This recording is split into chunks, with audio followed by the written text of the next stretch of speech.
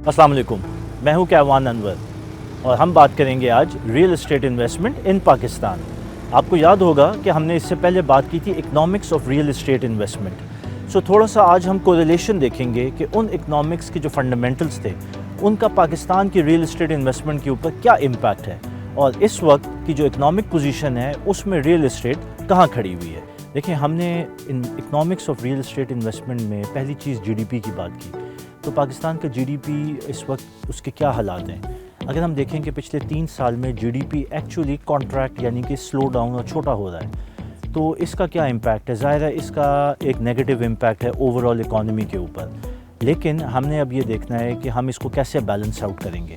देखें, बीच में कोविड का एक पूरी इन्वायरमेंट गई, फिर इस वक्त एक टफ़ कंडीशंस हैं जिसमें हम गुजर रहे हैं, जिसमें IMF का प्रोग्राम भी है। तो हमें ये अदराक होना चाहिए कि within this environment where do we stand. उसके साथ साथ हमने एक और चीज़ की बात की, हमने कहा कि गवर्नमेंट की रेगुलेशंस और पॉलिसीज़ कैसी हैं। तो अगर देखा जाए तो रेगुलेशंस और पॉलिसीज़ पिछले चंद साल में बहुत सपोर्टिव रही हैं रियल एस्टेट इन्वेस्टमेंट के लिए। ख़ास तौर पे एमनेस्टी स्कीम जब से अनाउंस हुई है तो उसके बाद तो अच्छा खासी इन्वेस्टमेंट रियल एस्टेट सेक्टर में आई, बहुत सारे प्रोजेक्ट शुरू हुए which is very good for the real estate industry. और उसका इम्पैक्ट आपने देखा कि प्राइसेस के अंदर भी आया। Prices have been rising for the last few years, तो ये एक पॉजिटिव है। इसी तरह आप देखें कि बड़ी स्कीम्स लाइक नया पाकिस्तान हाउसिंग स्कीम, ये भी एक इकनॉमिक एक्टिविटी और एक मोमेंटम को ट्रिगर करता है। तो this is positive for the real estate sector. आगे हम बात करेंगे कि हमने बात की मॉनेटरी पॉलिसी की, यानी कि हमारे ओवरऑल इंटरेस्ट रेट्स की डायरेक्शन क्या है। तो अगर हम पिछले 3 साल या 4 साल में देखें तो इंटरेस्ट रेट्स एक्चुअली काफ़ी कम हुए हैं और वो डाउनवर्ड स्लोपिंग है, जिसका मतलब है कि मार्केट के अंदर पैसे की काफ़ी फरावानी हुई है और होगी।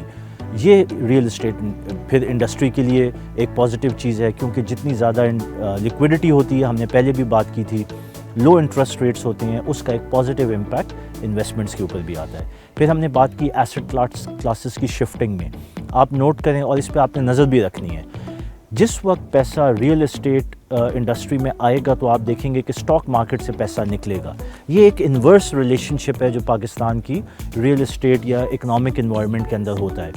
पैसा रियल एस्टेट में आता है तो स्टॉक मार्केट से निकलता है, और अगर स्टॉक मार्केट में जाता है तो रियल एस्टेट से निकलता है। तो इस चीज़ को एज अ टिप आपने जहन में रखना है, and you need to follow the direction of the stock market. Lastly but not the least, हमने बात की कि ओवरऑल हमारी जो रेमिटेंसेस की पोजीशन है वो क्या है। देखें, बहुत सारा रियल एस्टेट इंडस्ट्री के अंदर जो पैसा आता है वो हमारे एक्सपर्ट्स जो भाई बहन हैं बाहर, उनकी तरफ से आता है। डिवैल्यूएशन ऑफ रूपी का एक पॉजिटिव इम्पैक्ट है जो उस कम्युनिटी को हुआ जो हमारी एक्सपर्ट्स की कम्युनिटी है।